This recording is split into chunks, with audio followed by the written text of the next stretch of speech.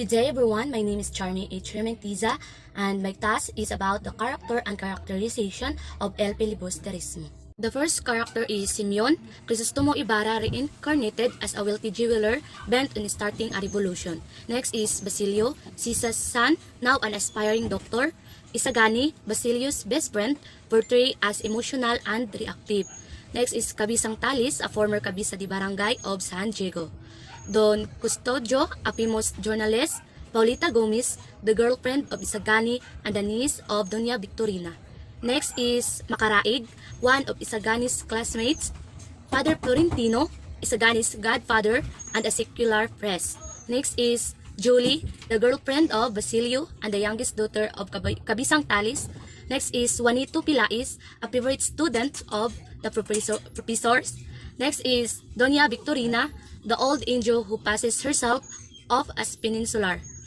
Next is Father Camora, the lustful parish priest of Chani. Binzaib, he is a journalist who thinks he is the only one thinking in the Philippines.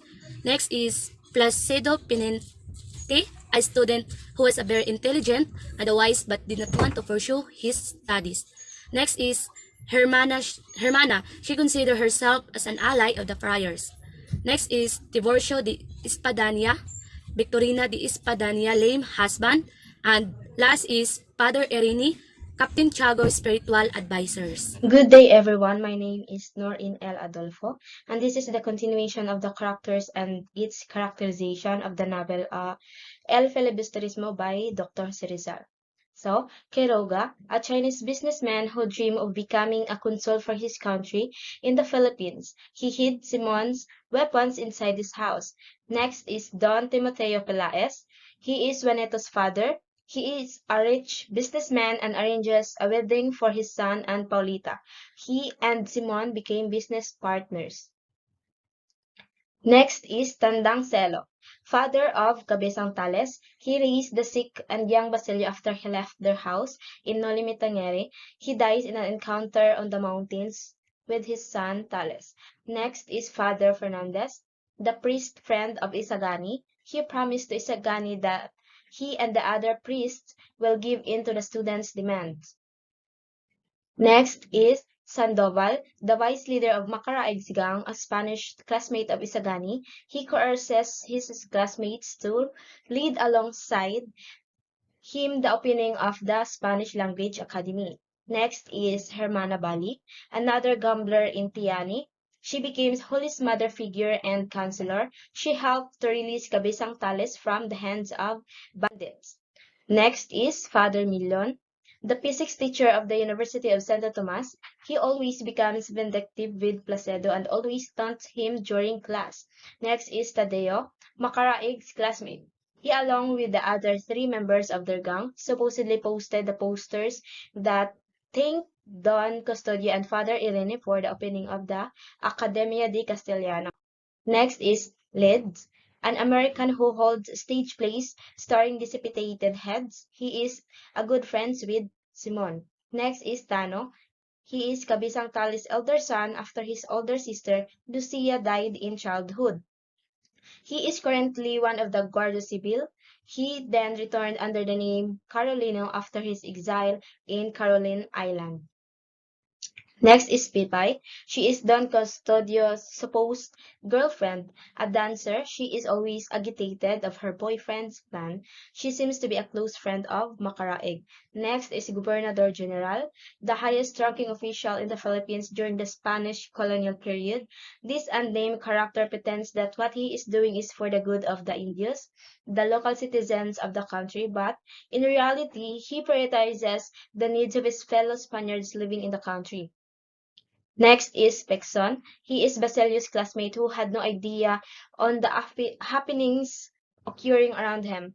He suggested that they held the mock celebration at the Pansiteria. Next is Father Hernando de la Sibilla, a Dominican friar introduced in Nolimitangere, now the vice director of the University of Santo Tomas. Next is Father Bernardo Salve. He is a former parish priest of San Diego, now the director and chaplain of the Santa Clara Convent. Last is Captain Tiago, Santiago de los Santos. Although making a cameo appearance, Captain Tiago is Maria Clara's stepfather and the foster father of Basilio. His health disintegrated gradually because of the opium he was forced to smoke given by him by Father Irene. That's all. Thank you. Good day, everyone. I'm Shyn A. Calimbo. So this is the character web of El Filibusterismo. First is Tandang Celo, father of Cabisang Talis, and Cabisang Talis or Telesforo Juan de Dios, a former Cabisa de Barangay, who resurfaced as the feared Luzon Bandet Matang Lawin, and Julie is daughter of Cabisang Talis and Basilio's girlfriend. Isagani is Basilio's best friend and Paulita Gomez's boyfriend before Juanito, and Dunya Victorina is the aunt of Paulita Gomez. Next is Simon or Crisostomo Ibarra disguised as a jeweler bent starting a revolution. Then Quiroga is the Chinese businessman. Don Custodio is the high official of the government, and Captain Tiago the influential businessman. And Macaraig is the leader, described as wealthy with his own coach, driver, and set of horses. Padre Florentino is the secular priest. Padre Erin is Captain Tiago's spiritual advisor. Padre Camora, a friar with a particular predilection for young women, and Padre Salvi is wasteful, strict, and fulfilling his duties. Good day everyone. So my name is Lloyd Orvin P. Salazar from B3A. So my assigned task is what is the settings of El Filibusterismo. So what is the settings of El Filibusterismo? The story of El Filibusterismo is set in the Philippines. It is about a wealthy Cuban jeweler who goes to the Philippines in an attempt to work for the Governor General, but he is planning to start a revolution against the authorities.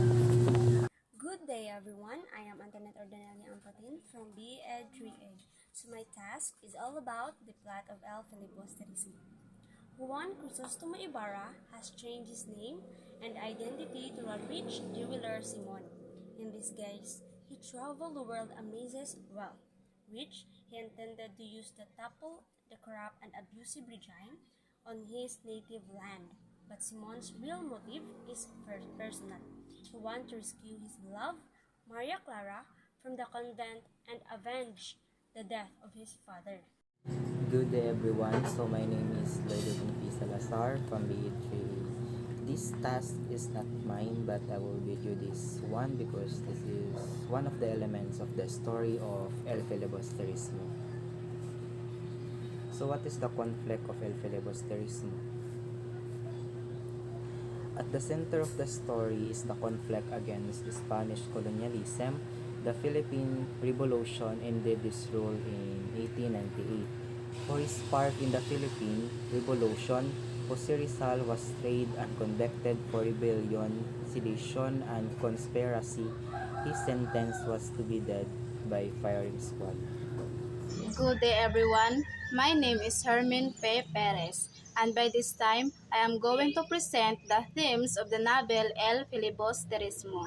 The book focuses on the inevitable revolution and whether or not the Philippines should rebel peacefully and diplomatically or violently. The main themes of the novel El Filibusterismo are vengeance, cruelty, patriotism, love and heartbreaks, and the right to education. The central theme are the ideal means of achieving social reforms. Hello everyone, I'm Jobeth Balicog and this is my assigned task. These are the symbolism of the character of the El Filibusterismo. First is Simon. Simon represents the revolutionaries during that time who supported the idea of holding bloody revolt against the Spanish government. His death in El Filibusterismo tells readers that Rizal does not support the armed revolution. Basilio. He represents the youth in a simple dream that his education will improve his social and economic status in the future and is indifferent and selfish to the needs of society.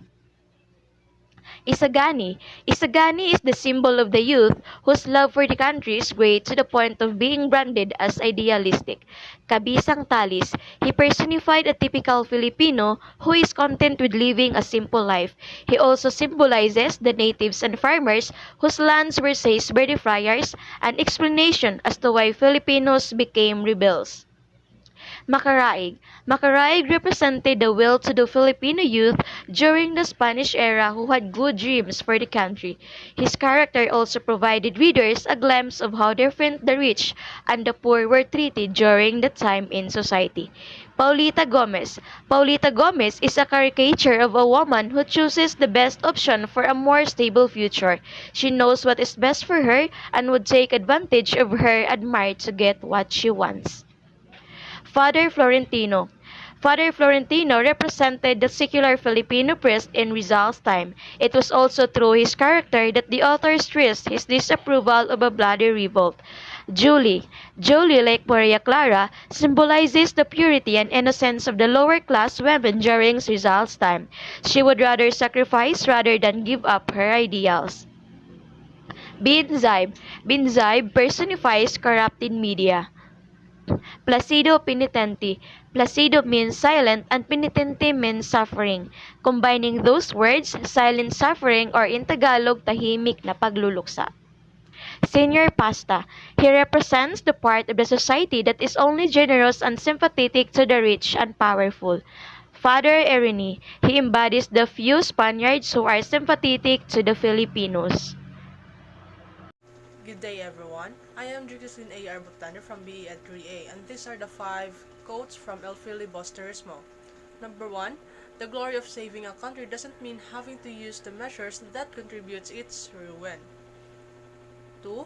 Upang matawag na isang dakilang kritiko, wala nang hihigit pa sa pagpapamalas ng kawalang kasiyahan sa lahat ng bagay. 3. Naglalaho sa loob ng klase ang mga hadlang na itinatayo ng politika upang hatiin ang mga lahi na tutunawari sa alab ng kaalaman at kabataan. A lie among the stars is a comfortable lie. A revolution, woven in the dim light of mystery, has kept me from you. Another revolution will return me to your arms, bring me back to life.